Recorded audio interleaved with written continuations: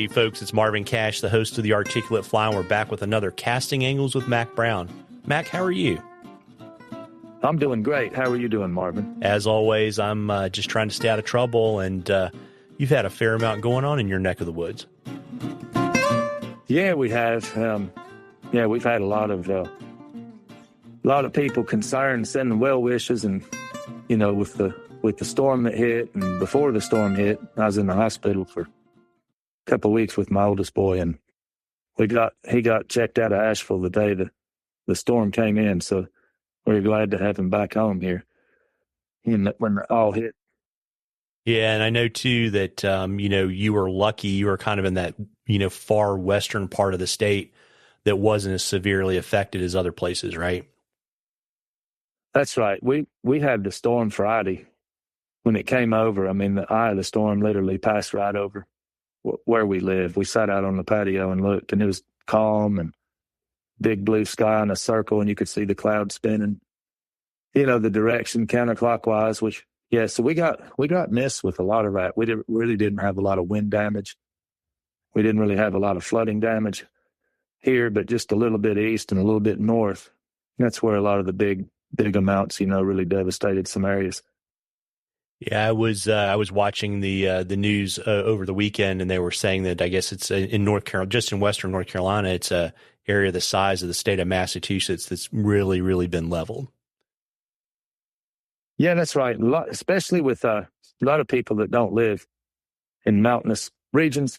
I think the big part that people miss out on, it's not just where you had, like they said, up over 30 inches at Mount Mitchell for the damage that caused. But it's more the landslides that happen in the mountains. When you have that kind of rainfall, you're going to have lots of slides. And we're talking a lot of places are great big, amounts of earth that come down from the mountain. And that's really what does the devastation more than the floodwaters is the landslides and what that can do. Build a lake up within 10 minutes and then that breaks free. That basically wipes, everything. Kind of wipes it away, pretty quick. Yeah, and I know that there was so much rain on a lot of these streams and rivers that not only did it wash out the bridge, it washed out the abutments in the roads. Mm-hmm. That's right. A lot of the roads are, were gone. Like even up like where I grew up in East Tennessee, in Greenville, they had a lot of damage, from the Nolechucky and municipal water. And East Tennessee has a lot of things going on too that were severely impacted with this storm. Yeah. And a lot of people have kind of reached out to me, and I'm sure they've reached out to you, Mac, and I'll drop a link to this in the show notes. I've got a blog post that's got just a handful of charities basically for Southwest Virginia, East Tennessee, and Western North Carolina. And, they're generally like there's the East Tennessee Foundation because Elizabethton got hit really, really hard. All that money stays in the community. North Carolina Disaster Relief Fund, United Way in North Carolina, as well as in Southwest Virginia. You can actually designate, the county if you want to, where you want your donation to go. And so folks can look there. And I know, Mac, you had a couple other charities you wanted to let folks know about as well. Yeah, that's right. We're going to send those to you, and you can put them on the post. With this, one of them's French Broad River Academy is doing a lot with keeping supplies going to the Chinook helicopters there at the airport in Asheville, and they're actually able to take those supplies where they're needed most, because a lot of the places are still isolated with not being able to just drive in there, to take it. So that's a big one. I've had a lot of people ask the last couple of weeks, where I keep turning them to the Articulate Fly, because I know you've done a good job putting up a lot of these places, but we'll get those to you, the notes. And we're also getting a lot of questions, Marvin, on people calling about, this fall. And I think we'll address that too and just say probably indefinite. Like I still haven't heard specifically like where, what I mean, for like DH programs and all that. Pretty much what I've been telling people is I'm sure they're over, because the water that they took up there in Brevard, near where all of our fish come from for this part of the country, was actually as high as and higher than when they lost them all in 21. So I'm sure that's probably going to be on delay for a while. Yeah. The word from, at least from North Carolina, from the Fish and Game people is that the DH, stockings have been paused indefinitely. And remember too, folks, that, they were already slated to, basically renovate that Armstrong fishery up there, on the Davidson River. And we were going to have diminished stockings for the next several years anyway. But the good news is, even though that's the case, if people are willing to kind of hike into wild places and kind of go up high where there wasn't a lot of water, there's still opportunities to catch fish if they want to get out and catch a few trout this fall. That's right. That's what we're doing pretty much still. And we had a lot of cancellations, of course, because a lot of places made it hard to get here with a lot of the different closures of roads. But a lot of the entries into this area, mainly out of the south, and 129, the National Park Road's still open. So they can still come in from a lot of areas, but there's still a lot of road closures. Upper East Tennessee and up just north of me, there's still a lot of road closures. I mean, big major highways, closed, like 40 and 26 down there by Irwin. Those are going to take years to rebuild. I mean, that's not going to happen anytime soon for a lot of this to get back to having those pathways opened up, Yeah.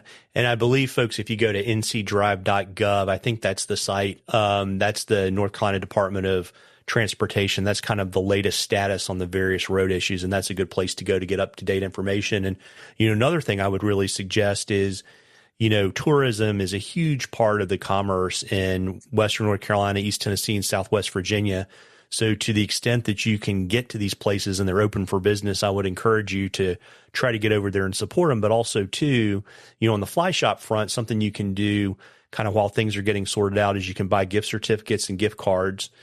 And if you have trips on the books, do the best you can to let those guides and outfitters hang on to that money and reschedule so that, while they're trying to kind of get everything kind of back, where it was before the storm, that they don't have to worry about finding money to refund deposits and things like that. Yeah, that's good advice. I mean, I was lucky with that up in Michigan. We had, several dozen that put it out to the 25, which was nice of them to do. Not any of them tried to do it all right then. They just said, we'll just come in 25. But that's really good advice, because I think that's going to be, I'm sure that the fall, just looking at town, the fall leaves and all was starting to turn, but it's going to be, it's way off, not just, for angling, but bed and breakfasts and people that like to hike and look at leaves. I can just tell from looking at the traffic in town, it's going to be off, because here we are in our peak and there's not a lot of people in town at all. Normally it's packed this time of year, Marvin. Yeah. And it's going to take years to rebuild. So, folks, I would encourage you, this is something that's not going to be done by Thanksgiving or Christmas or New Year's. And so, be on the lookout and, plan to, kind of support relief efforts to the extent that you can, into 2025 and 2026. That's right. And then another thing too, is all the folks, it's pretty like East Tennessee's really just like over here. It's people are really proud and the mountain strong. And there's so many people volunteered their time ever since this happened. There's so many people that have donated from all over the country. And so just a huge shout out and thanks to all those people that are helping with this whole relief effort. Yeah. And I know you're not going to be on the water kind of as much as you expected, Mac, but I do know that, you will be traveling, Mac, in 2025. You want to let folks know where they can find you on the road during the 2025 show season? Yeah, we're going to start out with, I think Marlboro is the first show for the fly fishing show. And then we're doing all of those on their website. I mean, it'll have the schedules and there'll be classes on the road. And we'll do all those except for Lancaster, because there's a school going on here then. I had a conflict. But that one I'm going to start off. Actually, I've got one still coming up in the White River, which will be fun. I think that's October 8th, 9th weekend for the club down there. That's going to be a really fun event. And then the one up in St. Paul, Great Waters Fly Fishing Expo. And I think that one's in third week of March. And then that's pretty much my show itinerary. Well, there you go. Well, folks, if you're trying to find ways to support the relief efforts kind of in, our neck of the woods, check out the link in the show notes. Everybody, our thoughts and prayers are with you. There's been a tremendous loss of life and property in this part of the world. And, hang in there. And folks, we're going to try to do as much as we possibly can. Tight lines, everybody. Tight lines, Mac. Tight lines, Marvin.